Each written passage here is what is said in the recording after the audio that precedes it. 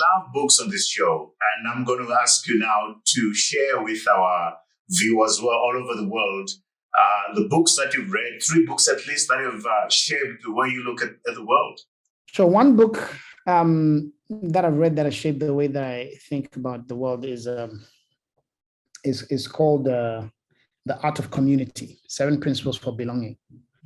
And they talk about how, you cannot build a community by aiming directly at it, right? Because it's something that people feel. You cannot tell them that you belong to a community. They must feel it on their own.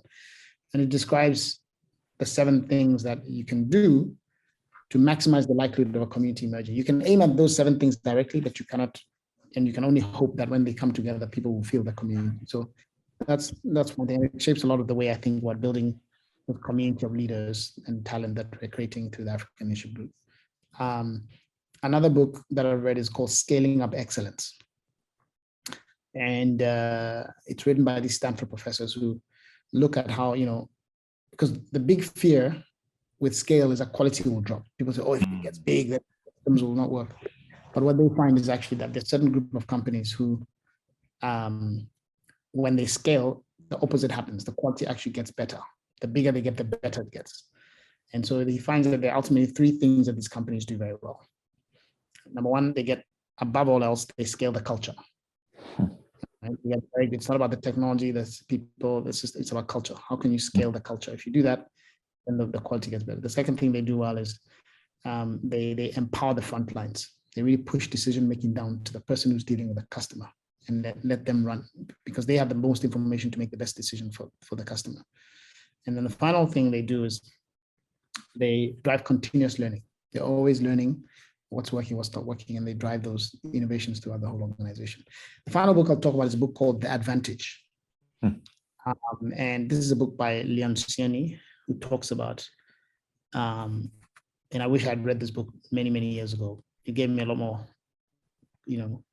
much clarity around what my role as a CEO should be. Basically, talking about how do you create healthy organizations. And healthy organizations are organizations that are not only successful, but there's no politics in the organization. People are all aligned. There's this cohesion towards an end goal. And he basically talks about how, as a CEO, there are ultimately 4 things that you have to do. You have to, number 1, create a cohesive leadership team.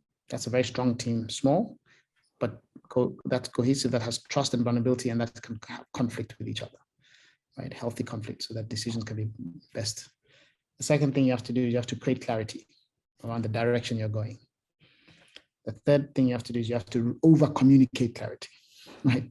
Tell people over and over and over again what you need to do. And then the 4th thing you have to do is you have to reinforce clarity. And that means embedding that clarity into your policies, into your hiring decisions, into your compensation decisions, so that people see that, okay, this guy is serious.